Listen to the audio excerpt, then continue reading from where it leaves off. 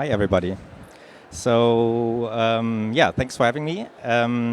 We will look at first what is world building, how to create consistent characters for your story, locations, outfits, posters, marketing materials like trailers as well.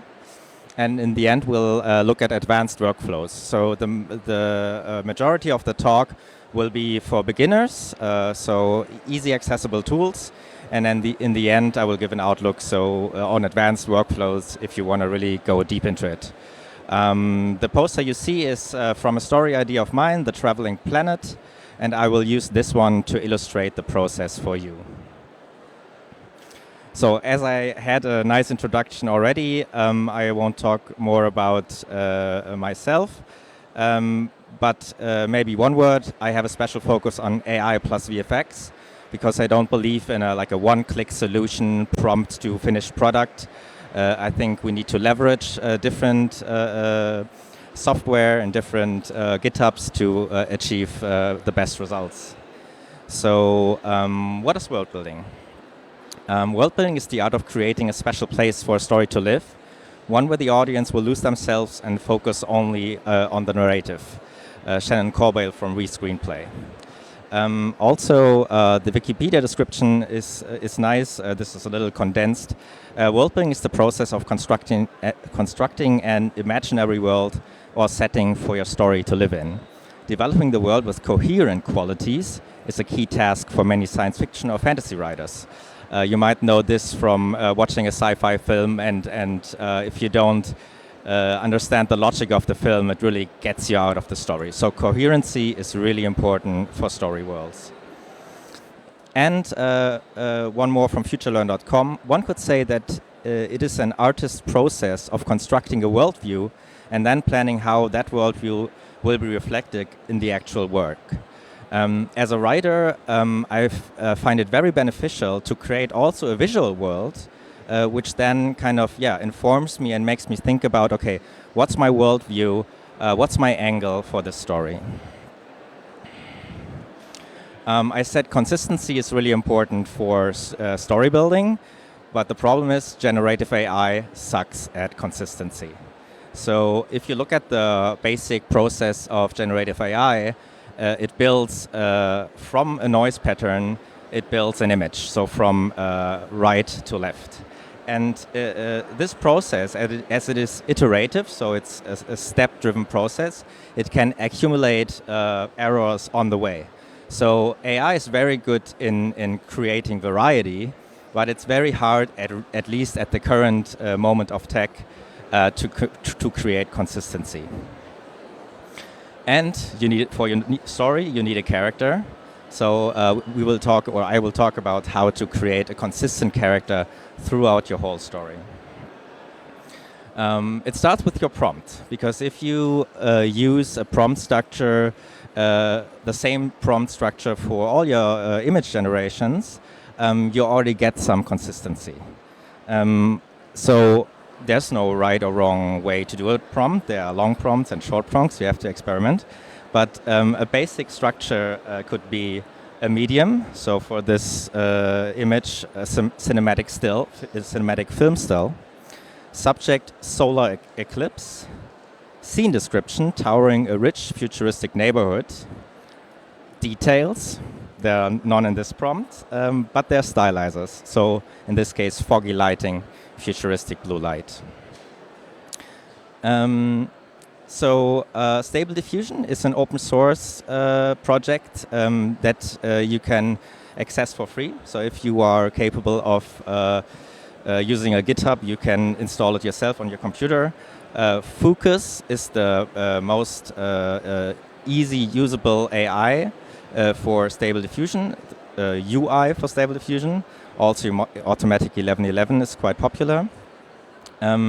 If you don't have programming skills, you can use a cloud service like Run Diffusion, who set those up for you. Then, of course, you have to pay. ComfyUI is the most advanced tool. I will talk about this later. And Leonardo AI is a web service that is set up on Stable Diffusion. So you can easily use it on the web. They are free to start. And they have a character reference feature, which is brand new. So you give a character image as an input, and then it tries to recreate this character. It's not perfect, but if you're new to visual AI, Leonardo AI is a good starting point. Midjourney is a tool that many of you might already know. It has the best image quality, the best detail, composition. It creates really nice images, and it also has a character reference character reference feature for some weeks now. So their parameter is cref, and I would advise to start with a prompt like this. So you do a 6-panel photo collage of your subject, standing in front of a plain, solid background, which is important because if you have a background in your character reference, this background will also bleed into your images. So you have more flexible if you have a clear background to start with. And you want different angles, emotions for your character. So if you don't get enough variety in your 6-panel, you can use like the image that you like best and already use this as character reference, and then build 3, 4, 5, 6 character reference images for your further generations. If you have those, put them in with your prompt as character reference, and you can create your character in basically every environment. As you see here now, if you put in character references with different emotions, you can recreate also different emotions for your character. And as we all know, for a story, this is the most important thing. So locations. For locations, I would advise you to include parameters like the shot type, for example, the camera angle, the lighting conditions, seasons, weather conditions, and much more descriptions. So locations, if you really want like detailed images, I would advise to use rather a longer prompt than a shorter one. So if you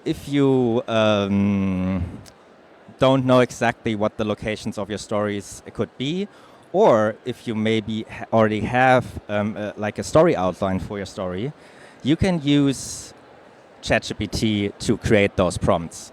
So I give ChatGPT my story outline, and then I ask it to create locations with these parameters. So please come up with weather conditions, with the location, with the shot type, and then it can give you lots of location descriptions, which are pretty extensive and will create nice imagery.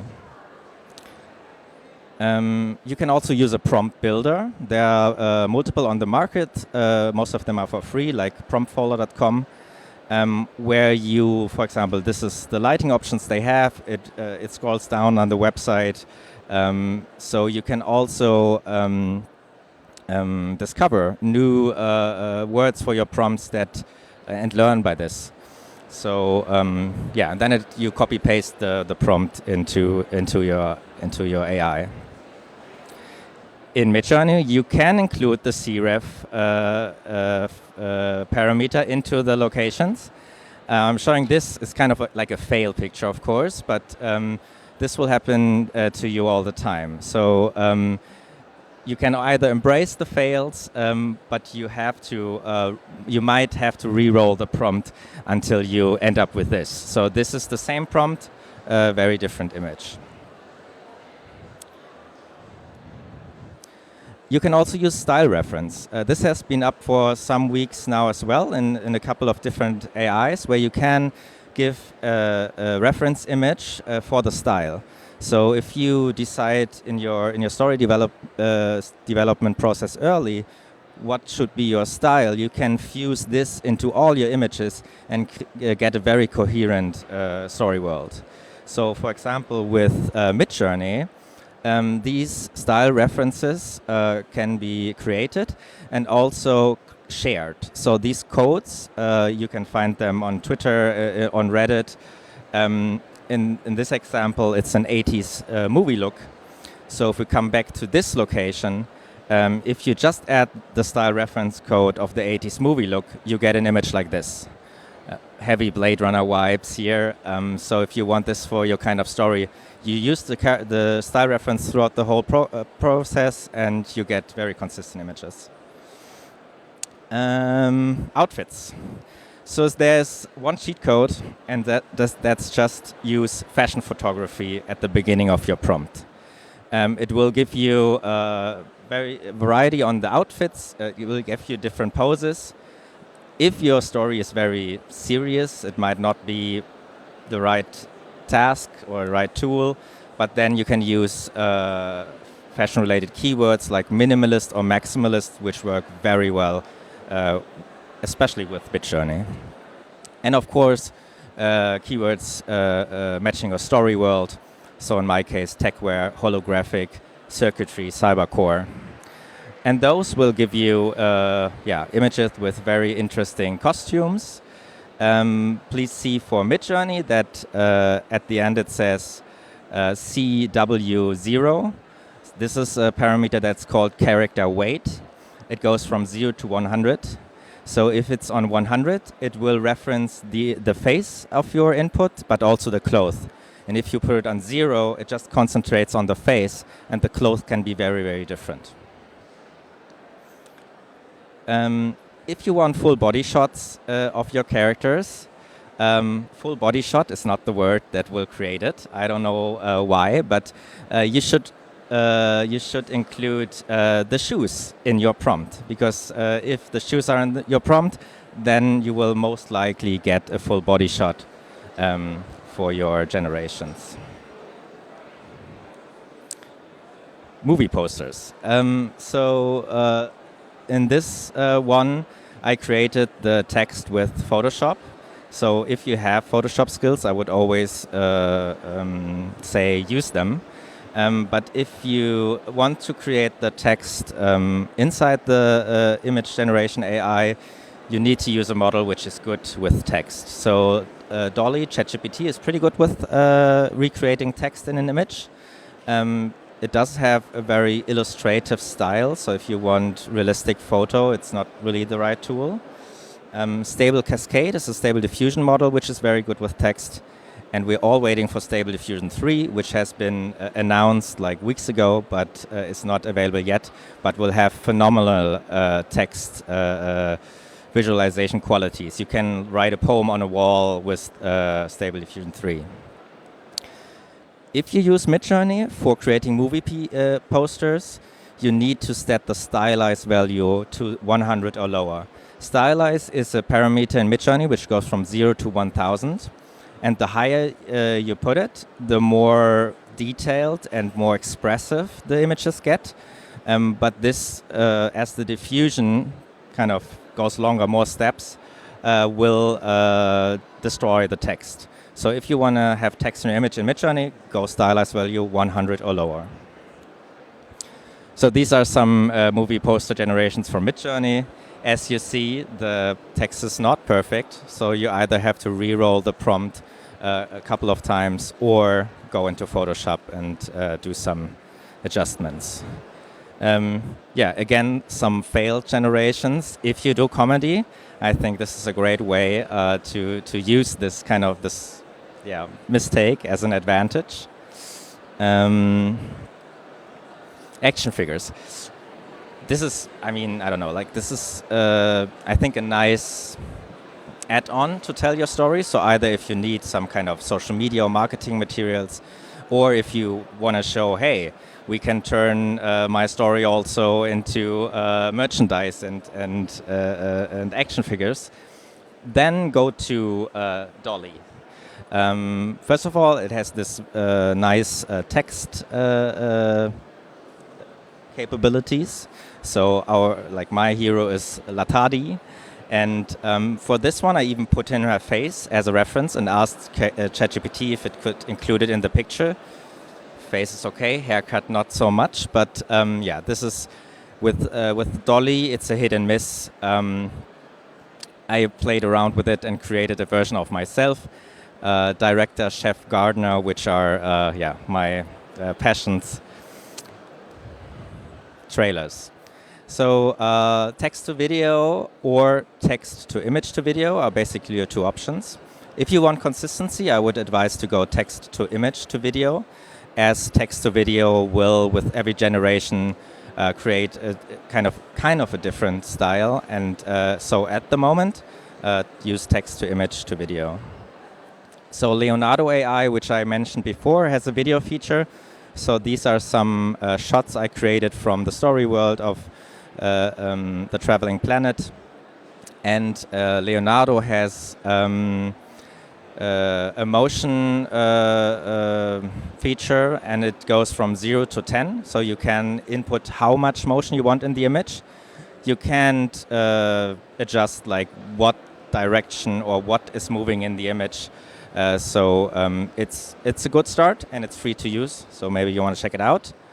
Runway is the most advanced video AI at the moment. It has text to video, text to image to video, lots of other tools, and it has motion brush. So you can actually really mark part of the image and then animate this part of the image, even say which direction it should go. Again, this is not perfect, but yeah, it's the most advanced one you get outside of open source tools. And yeah, it's pretty expensive, but if you do a professional project with it, it's a very good tool. Crea AI, I'm showing this because it's brand new. It has been out a week. It's in beta testing. It uses Animate Diff, a model which can kind of morph between images. So you give it like 3 or 5 images, and then it will kind of artistically morph between the projects, between the images. And the forum, it's already almost a classic, gives the prompt to each frame. So it's has this little flickery style, and you do prompt travel. So you say at keyframe it's this at keyframe 0 it's this prompt, at keyframe 50 it's this prompt, and then it kind of also interpolates between those images. All right, how am I on time, by the way? Oh, I'm fast. So if you want to learn advanced workflows, go open source. Open source AI projects give you, in many situations, the newest tools. You have the most control if you really learn how to use those tools. And you get the weirdest stuff. If you're interested in this, you have lots of options, and some of them are also very weird. Comfy UI is the most advanced tool for visual AI at the moment, I would say. So this might look a little scary. It's a node-based program. It's not really a program. It's a GitHub, but if you have used something like Blackmagic Resolve or Blender, this will be familiar for you. But you can learn it by just using workflows from others. So there's a big community who's sharing these workflows, and then you can use the workflow of someone else and learn how it works. But it is not very stable. It will break, and you need time to learn it.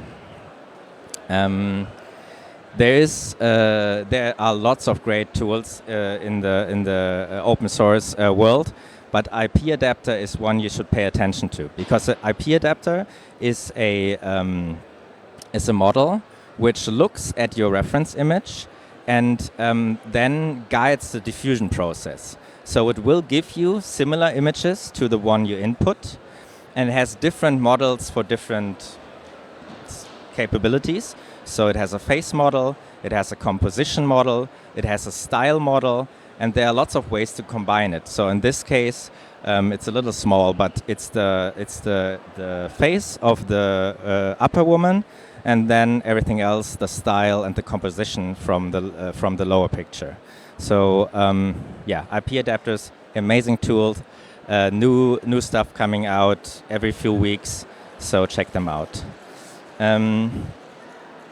So Mick Mumpitz, which is a great YouTube channel for learning Conf UI, for example, has created a workflow with these tools, IP adapter and also control nets, where you can create consistent characters. You can set them up in different poses. You can bring them into different backgrounds and even create different emotions for the same character within the same workflow. So as you can see, they're very complex workflows which are built with Conf UI, and this is a great ecosystem.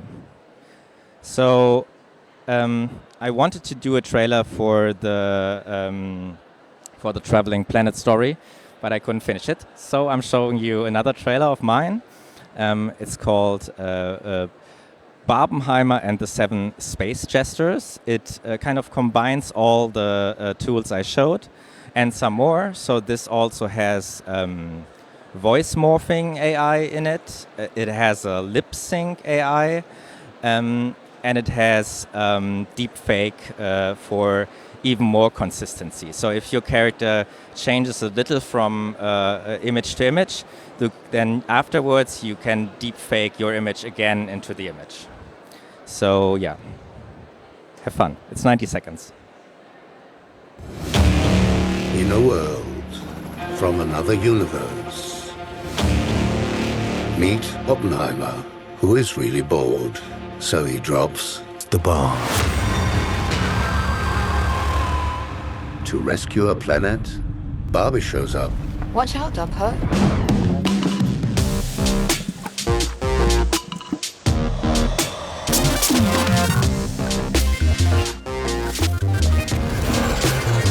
Barbie wins. Sorry, darling.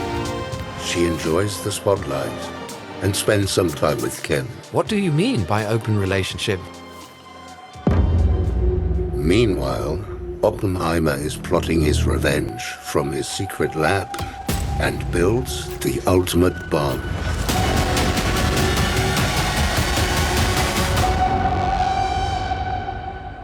Well, humanity is dead. But deep down in the oceans, an alien species has buried their DNA. They evolve over time. They resist the toxic environment, suck out the leftovers of Barbie's brain, and build a new civilization. Plot twist. A deadly meteor hurtles towards the planet. The Council chooses 7 space jesters to take on a suicide mission to save the world. What? No. Ready? No thanks. Let's go.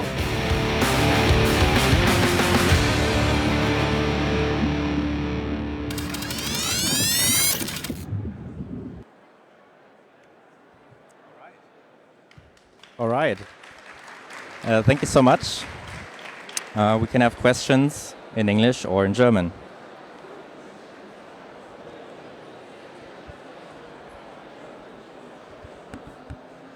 So if anyone has a question, yeah, we have a few minutes.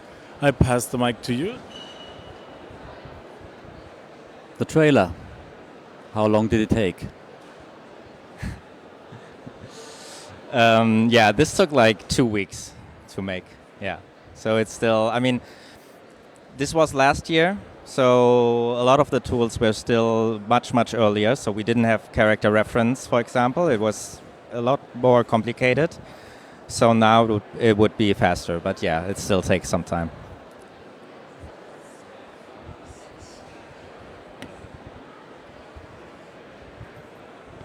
Hi. Thank you so much, first of all. What do you think about Sora? I know it's very restricted right now, but do you think it's going to live up to the hype in video making, or do you know someone working already with it? Yeah, so Sora is the video model coming from OpenAI, and it has like expressive results. Only very few people are allowed to use it at the moment, me not included. So what we know is that the computing power that is used to create videos with Sora is crazy. So people say for a 15 seconds video it can be 1 or 2 hours to create a video. Assumably cost will be very high. So the question is who can even use it for their project, because it might be very expensive. Of course, it looks absolutely stunning, but it is text to video. Well, they have image to video. So let's see how much consistency we will get with Sora. But Sora is the window into the future, because if you, for example, look at Runway, they will catch up soon, I think. And also with Stable Diffusion, they have hinted that if you use a lot of compute for Stable Diffusion 3, you can get similar results. So we will have this type of quality within a year or two, I imagine, yeah. Thanks.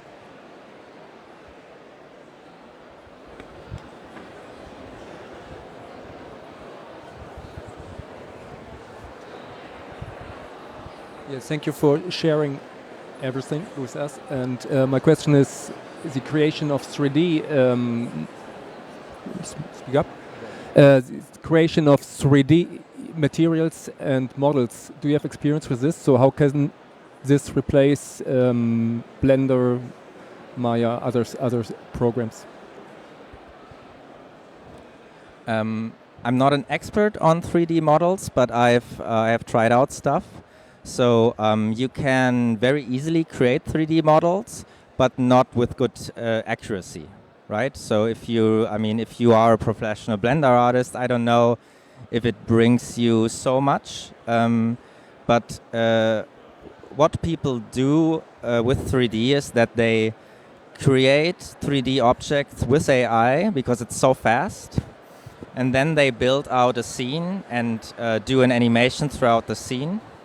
And then you repaint it with AI again. So this is a process which is really fast, and especially also in the development process is very nice. And what's also used more and more in 3D is that you do your modeling and your animation, so no textures, no lighting, nothing. And then you create a video and use this as a guiding video. And with AI, you say, oh, show me this in like snow, show me this in summer, show me this, show me the city destroyed. And you get lots of references from the AI. And then in the development process, you can very early discuss the look of the story with the director and everyone included. So yeah, it will get used also in 3D a lot, I think, and also in VFX, because there are so many like steps in VFX, and some of them, like rotoscoping, for example, you can already do very well with AI, and lots of the aspects of VFX will be infused with AI soon. Okay, thank you. So we ran out of time. Thank you very much. A little applause, please, for our speaker.